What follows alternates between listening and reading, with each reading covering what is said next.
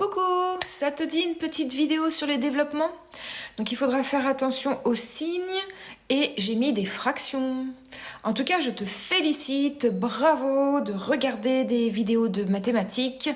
Tu vas y arriver, j'en suis certaine, parce que le travail, ça paye toujours. Bravo, je te félicite.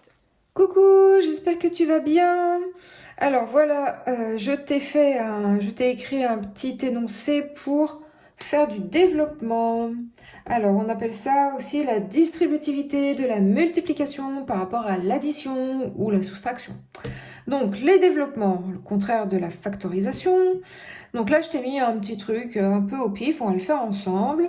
Donc c'est de la double distributivité. Donc déjà de la double distributivité parce que tu vas avoir deux termes à distribuer dans la deuxième parenthèse. Là, tu vas avoir le x et le moins 3 à distribuer au moins 2x et au plus 1 tiers. On va entourer ce qui va se distribuer. Alors là, on va distribuer le x. Après, on distribuera le moins 3 au moins 2x et au plus 1 tiers. Allez, on y va pour le développement. Donc, x multiplié par moins 2x, x multiplié par moins 2x.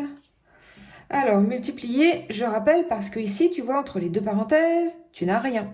C'est sous-entendu multiplier. D'accord? Toujours multiplier. Donc, on continue notre développement. X multiplié par plus 1 tiers. Donc, plus x multiplié par 1 tiers. Maintenant, là, on a distribué notre x. Maintenant, on va distribuer notre moins 3. Moins 3 multiplié par moins 2x.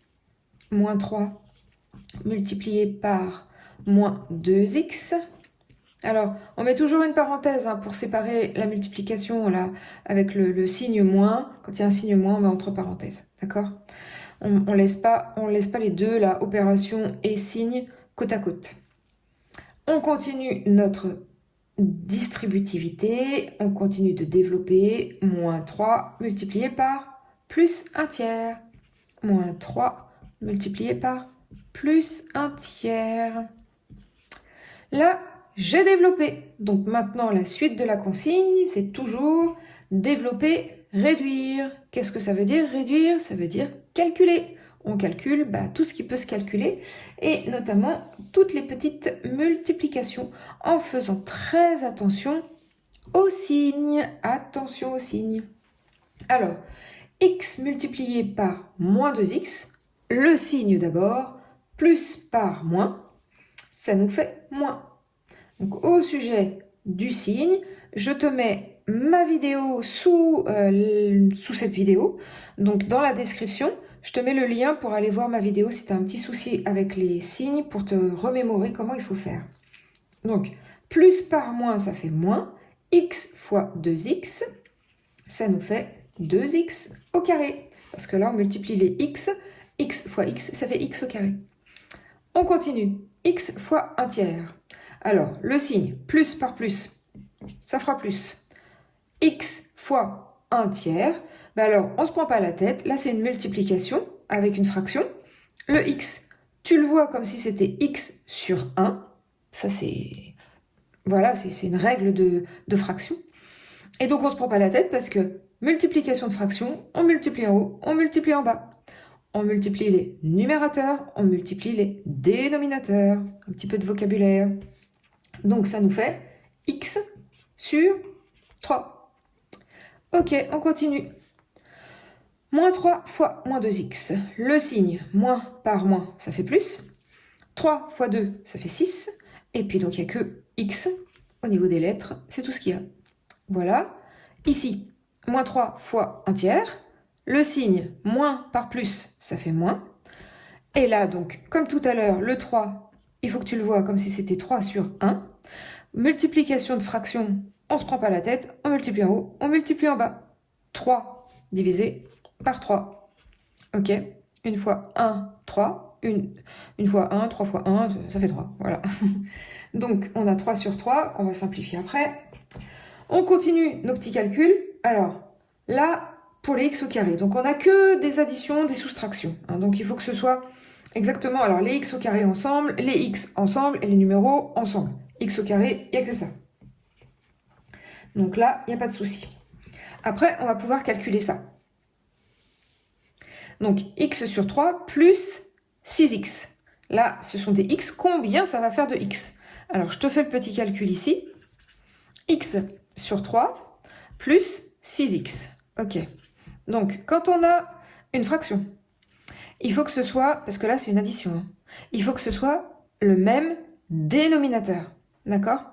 Donc, ici, c'est comme si tu avais 6x sur 1. Ok?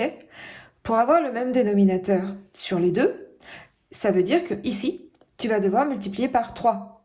1 fois 3, du coup, tu auras 3 comme dénominateur aussi ici. Donc, multiplier par 3, ok? Mais, tu n'as pas le droit de faire ça comme ça. Hein. Si tu multiplies par 3 en bas, au dénominateur, tu dois aussi multiplier par 3 en haut, au numérateur.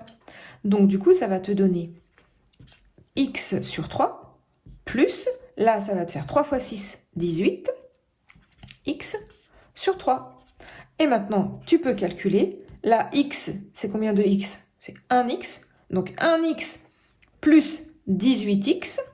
1x plus 18x, ça te fait 19x sur 3.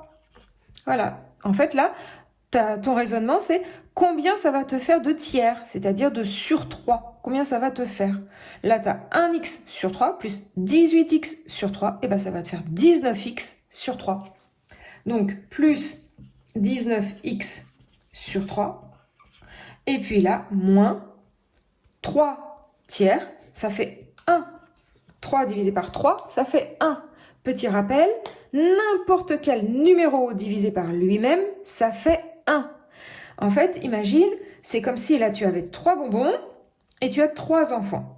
Tu veux dispatcher ton paquet de 3 bonbons parmi les 3 enfants. Combien ils auront de bonbons chaque enfant? Ils en auront 1. Imagine 18 divisé par 18, tu as 18 bonbons, 18 enfants. Ils auront chacun un bonbon.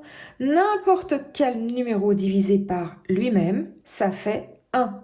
Imagine racine de 3, même si tu ne sais pas ce que ça vaut, on s'en fiche. Racine de 3, donc ça c'est un petit rappel, rien à voir avec les développements. Hein. Racine de 3 divisé par racine de 3, eh ben ça fait 1. Pas besoin de savoir combien ça vaut, racine de 3. Ça fait 1. Voilà. Donc c'est un petit rappel. Donc là, tu peux aller aussi regarder ma vidéo sur les fractions, les calculs de fractions. Donc voilà notre résultat. Développer, réduire cette expression, eh bien ça fait ça. Alors j'espère que tu as compris. Si tu as compris, dis-le moi. Mets-moi un petit pouce en l'air et puis continue de regarder des vidéos de mathématiques. Je te félicite. C'est pas forcément ce qu'on préfère, mais en tout cas, je trouve que c'est le plus agréable pour pouvoir réussir à comprendre. Et puis bien sûr, il faut que tu t'entraînes. Il faut faire des exercices. Bravo de regarder des vidéos de maths. À bientôt. Salut.